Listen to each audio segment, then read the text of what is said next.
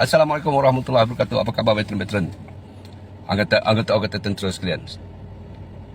Bila PMX kata kita bangang kan, semua orang marah, semua orang melenting. Saya ada di situ. Pada masa cakap tu saya ada. Ramai yang ada, veteran-veteran tentera, Major kena, Lieutenant kena, Rani Kulub saya. Semua ada. Kenapa dia kata bangang masa tu? Sebab dia kata kita masih menyokong Barisan Nasional walaupun kita tak dapat apa-apa pun. Kita sebagai veteran tak dapat apa-apa. Tapi bila fikir-fikir balik kan, kita nak marah pasal apa? Serapan pagi kita dalam tentera, bangang bodoh ni serapan pagi kita. Okey, kita lupakan itu. Saya nak terangkan satu perkara. Kita ramai yang perjuangkan pelarasan pencen kita. Saya, Major Mio, Rani Kulub, Dr. Rafiq, Komander Rafiq, Major Mio, Dr. Mawar. Ramai yang perjuangkan. Ramailah ahli-ahli perjuangkan serata seluruh Malaysia. Tapi bila kita menang di mahkamah, apa kita dapat? Siapa cabar kita? Orang Barisan Nasional, Menhan. Sebab dia tak nak bayar. Alasan dia kita sama dengan kaki tangan kerajaan. Nanti katakan kerajaan apa semua. PTL, PTD, PTU cuba tak nak bantu kita. Sebab apa? Mereka bersekongkol. Saya nak cerita satu perkara, nak terang kepada veteran-veteran dan angkatan tentera, terutama LLP. Saya nak ulang, LLPATM. Kena ingat tu, lain-lain pangkat. Kita semasa dalam tentera, kita berkhidmat sepanjang 21 tahun. Kalau kita berkhidmat 20 tahun, 22 pun tak apa. Tapi potongan gaji kita selama 21 tahun, 10% dipotong dan disimpan di lembaga angkatan tentera. Simpan kat lembaga tu, lembaga tabung angkatan tentera. Bila kita berhenti, tamat perkhidmatan, duit tu semuanya dipulangkan kepada kita. Duit tabung kita yang 10% tadi dipulangkan kita puluhan ribu, 80 ribu ke, 70 ribu ke, 90 ribu ke, 100 ribu, tak kisah. Dan 15% duit kita, saya ulang, duit kita dihantar pada kuap kumpulan wang pesara angkatan tentera. Kumpulan wang pesara. Kita ingat, kita 21 tahun kena potong gaji.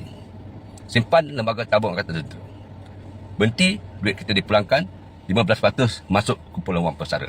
Duit kita tu, saya ulang, duit kita. Yang kita tuntut tu. Pandang ke hadapan, kiri dan kanan, depan dan belakang. Pegawai tentera ada masuk lembaga tabung angkatan tentera? Tak ada. 1 sen pun dia orang tak carum. Cikgu ke, kaki tangan kerajaan ke, apa ke, dia tidak ada tabung. Dia tidak ada potongan masuk saya, dia tidak ada potongan gaji setiap bulan. Tapi kita dipotong, dia orang tak ada potong. Bila berhenti, dia dapat gratuity berpuluh-puluh ribu. Dia tak ada duit, dia tak ada nak potong masuk kuap. Tak ada. Kerajaan dia bagi. Dia tak ada. Kita itu sama dengan kaki tangan awam yang Menhan kata PTL, TPTD itu pun semua. Sebab dia apa? Sebab dia menguasai lembaga tabung angkatan tentera. Kita tak boleh nak tanya pun duit kita. Kita tak boleh persoal kepada. Dia orang bukan pencarum pun, tapi kita ditipu-tipu. Kita minta naik pencen, pelarasan pencen, macam-macam jawabnya. Duit kita berjuta-juta dalam kuap tu, bilion dah sekarang ni. Tapi kita masih akur dengan pemerintahan hari ni, masih ikut BN tu, yang membodoh-bodohkan kita, yang mempergunakan Panglima Angkatan Tentera. Duit kita di lembaga tabung, siapa boleh tanya? Siapa boleh tanya? Saya nak tanya, setakat LLP dia nak tanya. Yang duduk sana, Menteri Pertahanan, Panglima Angkatan Tentera, Timbalan TPTU, TPTD, TPTL, PTD. Kita nak tanya dia. Nak kena jeka boleh lah bang. Lalas dia orang bersekongkol. Dia bersekongkol. Kita tak dapat pencen lah. Tapi kita masih menyokong dia. Kita diperbodoh-bodohkan duit kita ni. Tak percaya, tanya cikgu, tanya kaki tangan kerajaan, tanya pegawai tentera. Dia ada caruman di lembaga tabung.